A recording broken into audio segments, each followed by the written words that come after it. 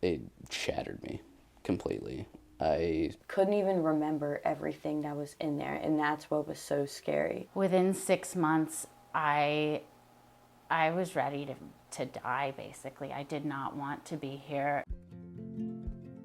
Whenever I was younger, I was very close to him, but one of my siblings, she had passed away whenever I was very young, and that kind of made my dad spiral.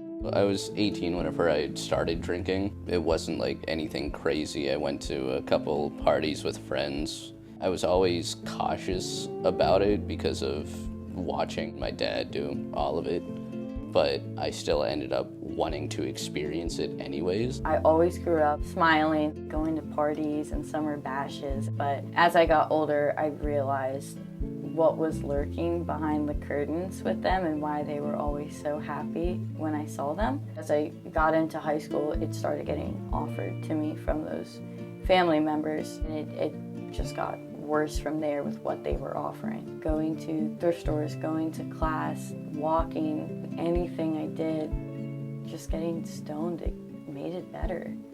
Yeah, I was a nerd.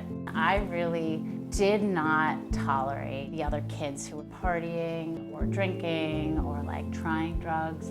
I was really strongly against it. My senior year of high school, I was raped by someone I knew, and I didn't tell anyone. And sleeping became the biggest problem. I'd have nightmares and it would wake me up, and then I wouldn't want to go back to sleep because I'd see everything all over again. Towards the beginning of COVID, it really just like put a lot of pressure on me and my schooling. The idea of then using with my family, like my closest relatives, made it seem like it was okay. I don't even remember what it was or what I was told that it was, but I slept without a nightmare. My mom, she was having like back surgery, so it was just me in the house with her. I kept wanting to try new things, and that became the only way I could sleep. I would wake up, check on my mom, help her make her breakfast and stuff. Spring semester of my sophomore year, I stopped going to class.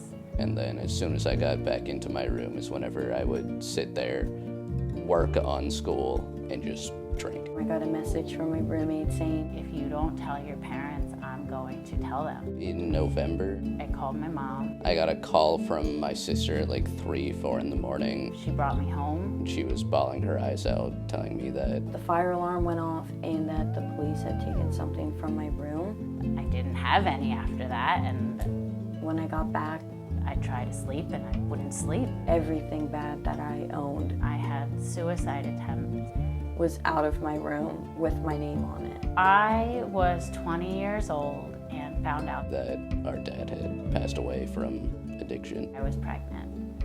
It was when I was in my friend's apartment that sold me the drugs, and I saw myself going down the same path. I just remember looking at her and thinking, like, what the hell am I doing with my life? I knew I had to, and I wanted to be a different person.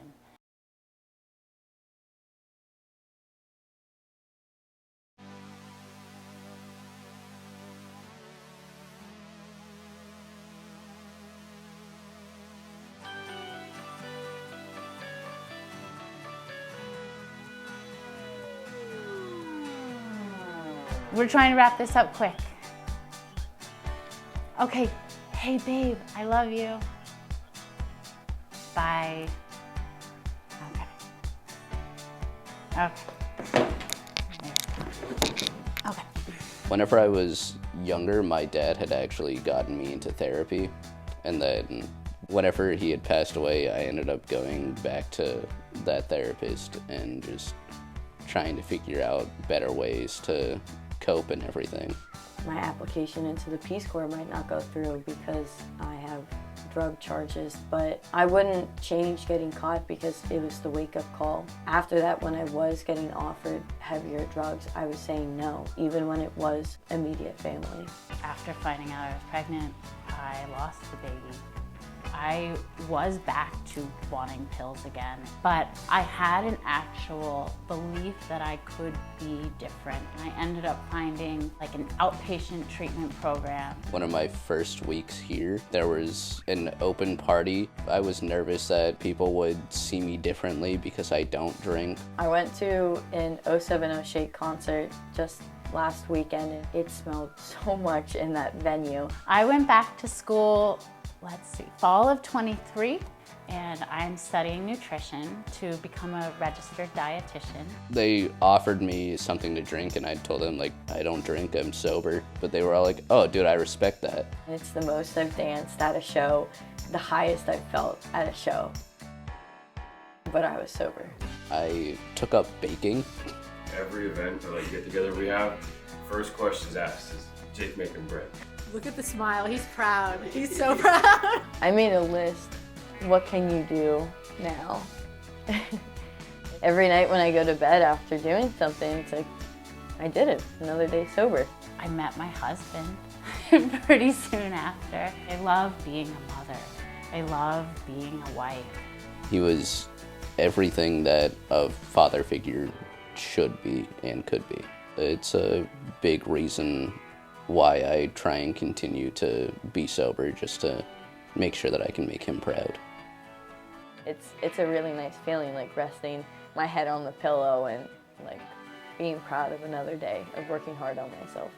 I think I really struggled, you know, over and over because I didn't have something to look to, and I don't know, you know. I want to be that story for someone.